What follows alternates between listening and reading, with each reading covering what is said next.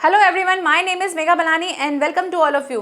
तो बच्चों, आज हम करने वाले हैं जयशंकर प्रसाद द्वारा लिखित ममता एक कहानी, जिसको चैप्टर हमने समझ लिया था अच्छे से। आज हम उसके क्वेश्चन आंसर्स देखेंगे, किस तरह के क्वेश्चन आते हैं। देखो, आपके जो क्वेश्चन है वो चैप्टर के बीच में से भी आ सकते हैं, ठीक है, बट चैप्टर के बीच में से कम आते हैं। आपका एक एक्सट्रैक्ट आता है, एक आपको गद्यांश दिया जाता है जो पठित गद्यांश होता है, उससे रिलेटेड आपको क्वेश्चन दिए जाते हैं और वहीं पर ही कोई एक एक्सट्रैक्ट दे देंगे, एक अंश दे देंगे, उसमें आपको कोई रेखांकित शब्द एक रेखांकित की हुई कोई चीज मिल जाएगी, उसका आपको अर्थ बताना होता है। साथ ही साथ उसमें आपको कोई एक दो क्वेश्चन मिल जाते हैं। तो चैप्टर हम पूरे अच्छे से समझ चुके हैं। ऐसे आपको बहुत सारे एक्सट्रैक्ट मिल सकते हैं, ऐसे बहुत सारे गद्यांश मिल सकते हैं जिनसे रिलेटेड आपको क्वेश्चन मिलेंगे। तो हम वैसे ही कुछ 2 से 3 करेंगे, जिससे आपकी प्रैक्टिस हो जाएगी, आपको पता चल जाएगा कि क्वेश्चन किस तरह से आते हैं और हमको उनके आंसर्स कैसे करने हैं। उसके बाद हम देखेंगे इसके व्याकरण के क्वेश्चन जो आते हैं और पूछे जाते हैं, उनको भी डिस्कस करेंगे। तो सबसे पहले समझते हैं हमारे यहाँ पे पहला गद्यांश जो कि पठित होगा, ठीक है। पठित पूछा जाता है, आपको पठित गद्यांश भी पूछा जाएगा, पठित पद्यांश भी पूछा जाएगा। तो पहले गद्यांश पढ़ रहे हैं तो गद्यांश को समझते हैं। रोहतास दुर्ग के प्रकोष्ठ में बैठी हुई युवती ममता शोण के क्षीण गंभीर प्रवाह को देख रही है। ममता विधवा थी, उसका यौवन शोण के समान ही उमड़ रहा था। मन में वेदना, मस्तक में आंधी, आंखों में पानी की बरसात लिए वे सुख के कंटक शयन में विकल थी। वह रोहतास दुर्गपति के मंत्री चूड़ामणि की अकेली दुहिता थी। फिर उसके लिए कुछ अभाव होता असंभव था, परंतु वह विधवा थी। हिंदू विधवा संसार में सबसे तुच्छ निराश्रय प्राणी होता है, तब उसकी विडंबना का कहाँ अंत था। तो ये क्या है, ये चैप्टर के स्टार्ट में ही हमने समझा था कि एक ममता जो है वो चूड़ामणि की पुत्री थी और वो विधवा थी। और हिंदू विधवा में जो क्या कहा जाता है कि अगर एक स्त्री अगर विधवा हो जाती है तो उसको निराश्रय प्राणी माना जाता है, यानी कि उसका कोई आश्रय नहीं है, उसे कोई सहारा नहीं मिलने वाला, उसका जीवन आगे बिना आश्रय के चलने वाला है और बहुत ही दुखदायी होता है, बहुत ही कष्ट होता है उसमें। तो इस तरह से एक विधवा के बारे में बताया कि उसका जीवन कैसा है। अब यहाँ पे आपको रेखांकित किया हुआ कुछ अंश मिलेगा। सबसे पहला क्वेश्चन जो पूछा जाता है वो पूछा जाता है ससंदर्भ। इसका ससंदर्भ लिखिए। तो ससंदर्भ में क्या लिखा जाता है, ये कौन से चैप्टर से है, ठीक है, आपकी कौन सी बुक है, इसके लेखक कौन है, चैप्टर का नाम क्या है, प्लस आप इसमें एक लाइन और भी ऐड कर सकते हो कि इसमें क्या बताया गया है। क्लियर? तो देखते हैं। तो देखो, उपयुक्त गद्यांश का संदर्भ लिखिए। संदर्भ लिखना है तो क्या है, प्रस्तुत गद्यावतरण या प्रस्तुत गद्यांश भी कह सकते हो। प्रस्तुत गद्यावतरण हमारी पाठ्य पुस्तक हिंदी के गद्य खंड में संकलित ममता नामक कहानी से उद्धृत है। इसके कवि छायावादी युग के प्रवर्तक इसके लेखक जो हैं छायावाद युग के प्रवर्तक श्री जयशंकर प्रसाद हैं। अब आप इसका नाम भी क्या कर सकते हो, इनके नाम को आप इन्वर्टेड कॉमा में लिख सकते हो, ठीक है। तो आप इस तरह से इन्वर्टेड कॉमा में भी लगा सकते हो। पाठ का नाम है ममता और लेखक का नाम है श्री जयशंकर प्रसाद। नेक्स्ट क्वेश्चन पूछा जाएगा कि रेखांकित अंश की आपको व्याख्या करनी है। तो जो रेखांकित अंश है उसको आपको अपनी ओन लैंग्वेज में लिखना है। क्या लिखेंगे कि जयशंकर प्रसाद जी का कहना है कि रोहतास राजप्रसाद के मुख्य द्वार के निकट अपने कमरे में बैठी ममता, वो जो प्रकोष्ठ होता है उसको क्या बोलते हैं, मुख्य द्वार के पास में जो कमरा होता है उसको कहा जाता है, तो वहां पर बैठी थी और नदी के तेज बहाव को देख रही थी। विधवा ममता का यौवन भी सोन नदी के प्रवाह के समान क्या था, पूर्ण रूप से उमड़ रहा था। भरी तरुणामयी में विधवा हो जाने के कारण उसका मन जो था बहुत ही ज्यादा दुखी था, यानी जवानी में ही वो विधवा हो चुकी थी तो बहुत दुखी थी। उसके मस्तिष्क में आंधी के समान तीव्र गति से अपने भावी जीवन की चिंता चल रही थी कि उसको बहुत ज्यादा लग रहा था कि आगे मैं क्या करूंगी, मेरे आगे के भविष्य का क्या होगा, से संबंधित अनेक विचार उत्पन्न हो रहे थे। उसकी आंखों से दुख के आंसू निरंतर बह रहे थे और राजप्रसाद की समस्त सुख सुविधाएं उसे कैसी लग रही थी, कांटों की भांति लग रही थी। ऐसा लग रहा था कि कांटों की शैया पर वो सो रही है, क्योंकि इतने सोने चांदी का उसका कोई मूल्य नहीं, वो अंदर से ही दुखी थी, तो इस चीज का उसको कोई मूल्य नहीं था और इस तरह से वो अपने दुख में ही व्यथित थी, ठीक है। नेक्स्ट, उपयुक्त गद्यांश में हिंदू विधवा की स्थिति कैसी है। तो अब आप इसको बता सकते हो भाई कैसी होती है, निराशामयी होती है, उसे क्या माना जाता है, उसे निराशय प्राणी माना जाता है, उसे उसकी जो जीवन है वो बहुत कष्टदायी होता है, विडंबनाएं होती हैं। इस तरह से जो भी आपको गद्यांश में जो जो चीजें दिख रही हैं आप उसको अपनी ऑन लैंग्वेज में लिखोगे। कैसे, सामाजिक परिस्थितियों के कारण आज भी हिंदू समाज में विधवा का जीवन जो है बहुत ही दुखी, उपेक्षित, मतलब उसकी उपेक्षा की जाती है, उसको कोई मान सम्मान नहीं दिया जाता है और अनाथ जैसा, यानी कि कोई उसका सहारा नहीं है, इस तरह का माना जाता है। इस कारण उसका जीवन जो है उसके लिए भार स्वरूप हो जाता है, मतलब उसको लगता है कि मेरा जीवन क्या है, बहुत ज्यादा बोझ वाला है, इस तरह से लगता है। इसी कारण से हिंदू विधवा को तुच्छ निराशय प्राणी कहा गया है। तो ये आप अपने गद्यांश से लाइन एज इट इज लिख सकते हो। इसमें और चीजें भी आप चाहो तो अपनी एक दो ऐड कर सकते हो, जो आपको कुछ कुछ वर्ड्स लगते हैं कि विडंबनाओं से भरा होता है, इस तरह से आप 2-3 लाइनें और भी ऐड कर सकते हो। Next question. नेक्स्ट इसी तरह से एक और गद्यांश आएगा, वो है निम्नलिखित गद्यांशों के नीचे दिए गए प्रश्नों के उत्तर दीजिए। आपको फिर से गद्यांश मिल सकता है, इसमें आपको 2 भी रेखांकित किए हुए मिल सकते हैं, 1 भी मिल सकता है। वो क्वेश्चन आपके गद्यांश और आपके क्वेश्चन पे डिपेंड है, जैसा मिलता है वैसे उसको करेंगे। हे भगवान, तब के लिए विपद के लिए इतना आयोजन, परम पिता की इच्छा के विरुद्ध इतना साहस। ये कब की बात है? जब उसके पिता उसके लिए वो सोने की भरे हुए थाल लेके आते हैं और बोलते हैं कि ये तुम्हारे जीवन के लिए, आगे के लिए। तो उसने कहा कि इतना सारा सोना, इतने सारे सोने का मैं क्या करूंगी, मैं तो क्या हूँ, ब्राह्मण हूँ और मुझे इतनी सब चीज़ों की जरूरत नहीं है। और पहली बार उसने अपने परम पिता, जो उसके पिताजी थे, उनके सामने उन्होंने इस तरह से कोई बात कही थी।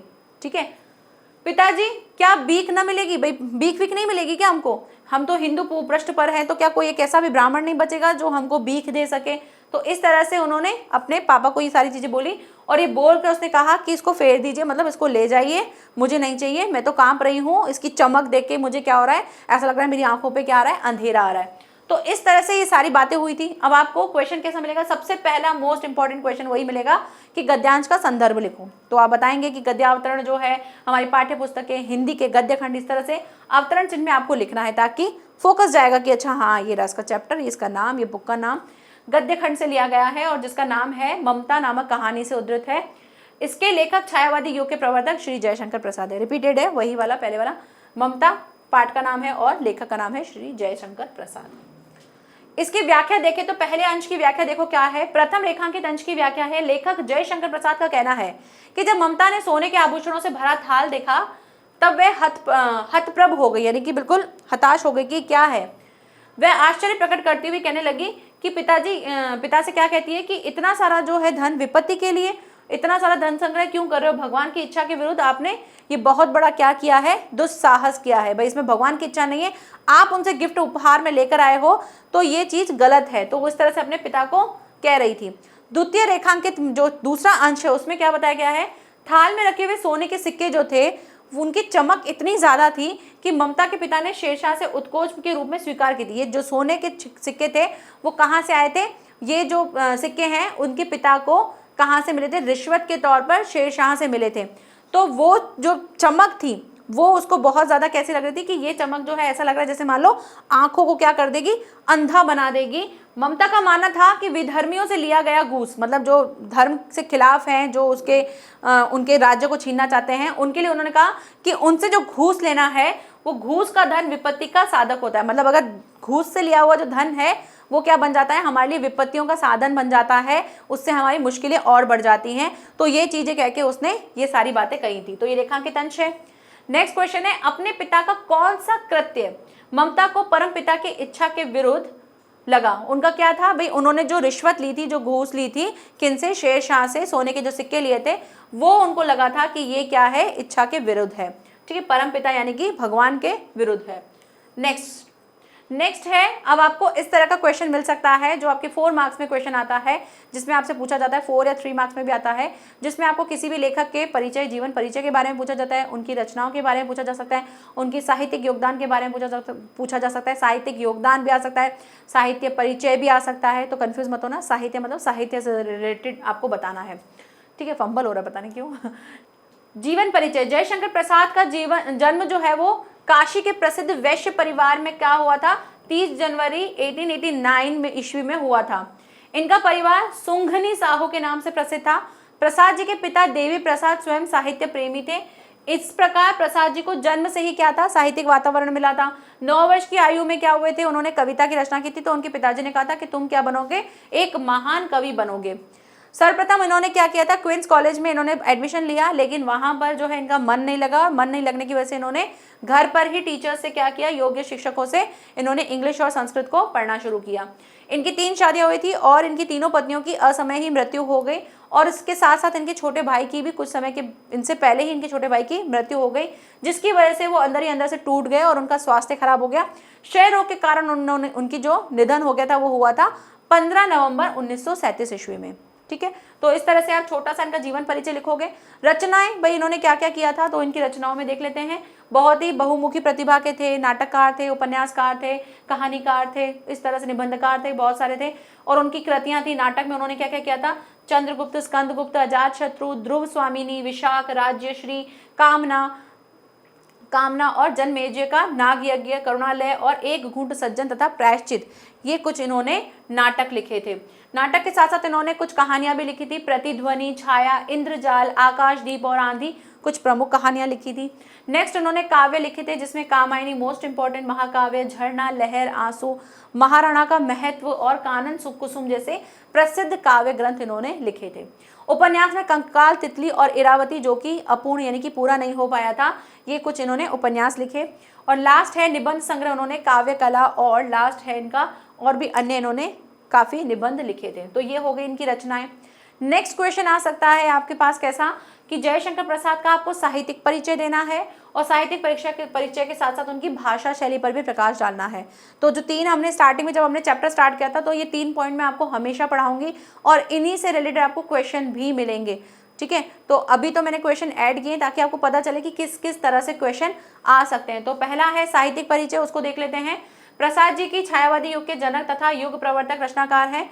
बहुमुखी प्रतिभा के कारण इन्होंने मौलिक नाटक, श्रेष्ठ कहानियां, उत्कृष्ट निबंध, उपन्यास आदि ये सारी चीजें लिखी थी। तो साहित्यिक परिचय में आप लिख दोगे कि वो कौन कौन थे। भाई कहानीकार भी थे, फिर वो साहित्यकार भी थे, उपन्यासकार भी थे, नाटककार भी थे, ये सारी चीजें थी। उनके अंदर बहुत सारी प्रतिभाएं थी साहित्य में, उनको बता सकते हो आप छायावादी युग के प्रवर्तक थे, ये लाइन भी आप इसमें ऐड कर सकते हो। साहित्यकारों में उनका बहुत ज्यादा नाम बोला जाता है, मतलब विशिष्ट नाम है, विशिष्ट स्थान है, इस तरह से आप उनका साहित्यिक बता सकते हो।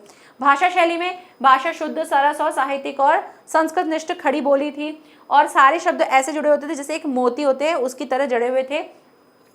इन्होंने कुछ कुछ शैलियां की थी। वर्णनात्मक शैली होती थी, यानी कि वर्णन करते थे किसी में, कहानी में, उपन्यास में, नाटकों में। दूसरा क्या करते थे, ये इनकी भावात्मक शैली भी होती थी और उससे पहले अलंकारिक शैली भी है, जिसमें अलंकार यानी अलंकारों का बहुत अच्छा प्रयोग किया जाता था। भावात्मक शैली होती थी, यानी इमोशंस बहुत अच्छे होते थे और उसकी भाषा अलंकृत और काव्यमयी लगती थी और ये चीज जो थी उनकी काफी रचनाओं में सिमिलर दिखती थी।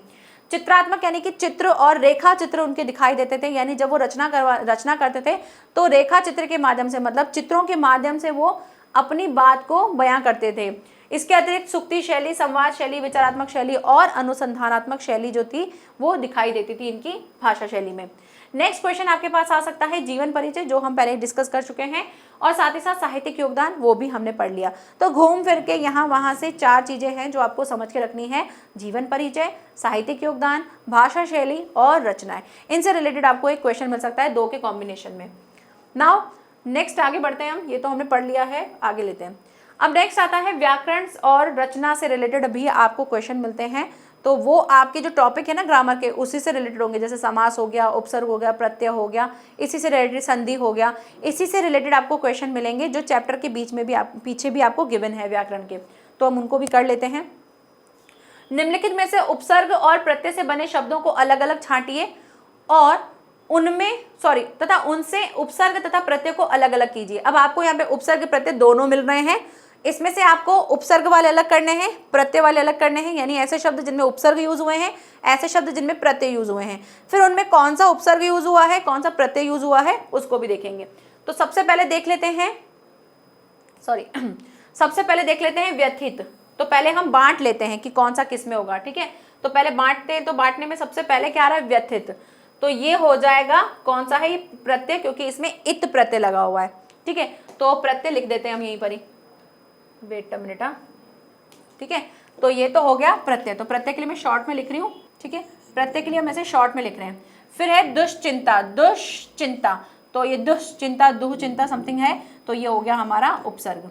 पीलापन, पीलापन, तो ये हो गया हमारा प्रत्यय। ये है अनर्थ, अनर्थ, तो ये भी हो गया हमारा उपसर्ग। मंत्रित्व, तो ये त्व लग रहा है, तो ये बन गया हमारा प्रत्यय। भारतीय, ये भी है हमारा प्रत्यय। पंचवर्गीय, ये भी हमारा प्रत्यय है, क्योंकि इसमें जो आपको मूल शब्द कहाँ से दिख रहा है उससे आप अंदाजा लगा सकते हो कि ये उपसर्ग है या प्रत्यय है। उपदेश, ये भी हमको उपसर्ग दिख रहा है। विरक्त, ये हमको उपसर्ग दिख रहा है। अतिथि, ये हमको उपसर्ग दिख रहा है। आजीवन, ये हमको उपसर्ग दिख रहा है। अनंत, ये हमको उपसर्ग दिख रहा है। ठीक है, तो उपसर्ग और प्रत्यय हमने इसे अलग अलग कर लिए। अब हम इसमें देखते हैं कौन कौन से किस किस के उपसर्ग हैं, किसमें उपसर्ग होता है, किसमें कौन सा प्रत्यय है, किसमें मूल शब्द क्या है, उसको डिस्कस करते हैं। ठीक है, तो सबसे पहले उपसर्ग वाले ये रहे, प्रत्यय वाले ये रहे। उपसर्ग में देखो सबसे पहले क्या है, दुश्चिंता, तो ये इस तरह से बनता है। ठीक है, इसमें आधा स है और फिर च लगा हुआ है, तो दुश्चिंता, तो ये दुष और इसके साथ क्या है, मूल शब्द चिंता। ठीक है, नेक्स्ट है अनर्थ, तो अन और अर्थ, तो इसके साथ आ जाएगा अर्थ, तो ये हो गया हमारा अर्थ। नेक्स्ट क्या है, उपदेश, तो उप और देश, तो जहां पर आपको मूल शब्द दिख जाए उससे पहले अगर आपको दिख रहा है तो वो उपसर्ग वाले होंगे, मूल शब्द के बाद अगर आपको कुछ ऐड दिख रहा है तो वो प्रत्यय हो जाएगा। वी के साथ क्या है भाई, रक्त, तो हो गया विरक्त। अतिथि, तो अ और तिथि, तो हो गया अतिथि। नेक्स्ट क्या है, आजीवन, आ और क्या है, जीवन, तो बन गया आजीवन। यहां देखो प्रत्यय में क्या है, व्यथित, तो इत लगा हुआ है तो इसके आगे लगेगा अब ना, तो क्या बन जाएगा, व्यथा और इत, व्यथित। पीलापन, पीलापन। मंत्रित्व, मंत्री जमात्व। भारतीय, तो भारत ईय। पंचवर्गीय में पंचवर्ग और ईय लग जाएगा। अनंत, ये अनंत तो इधर आएगा भाई, अन और अंत इधर लगा देना। ठीक है, उपसर्ग में आएगा ये ना, अन जमा अंत। ठीक है, चलिए नेक्स्ट क्वेश्चन देखते हैं। नेक्स्ट क्वेश्चन दे रखा है, निम्नलिखित पदों में नियम निर्देश पूर्वक, मतलब नियम भी लिखना है, संधि विच्छेद कीजिए। निराशय, दुश्चिंता, पतनोन्मुख, भग्नावेश, दीपालोक, हताश और अश्वारोही। ये यहाँ पर आपको शब्द लिखे हुए हैं, ये इसका संधि विच्छेद करना है, ये इनका नियम लिखना है। क्या है, सबसे पहले निराशय, तो निर आश्रय, तो निह आश्रय बना सकते हो। निराश्रय से क्या है, ये विसर्ग है, इसलिए इसको विसर्ग संधि कहा गया। ठीक है, नेक्स्ट है दुश्चिंता, तो दुष स के साथ आ रहा है तो ये व्यंजन संधि होती है, दुश्चिंता, तो ये हो गया हमारी व्यंजन संधि। पतनोमुख, ओ की मात्रा आ रही है, तो ओ की मात्रा किस में आता है, ओ और ए की मात्रा आती है गुण संधि में, तो पतन उन्मुख, ये बन गया हमारा गुण संधि। नेक्स्ट क्या है, भग्नावेश, भग्न आवेश, तो यहां पर आ की मात्रा आ रही है, ये हो गया हमारा दीर्घ संधि।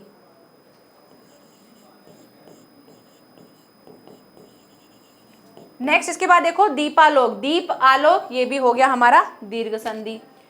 हताश, हत और आशा, ये क्या हो गया, ये भी दीर्घ संधि।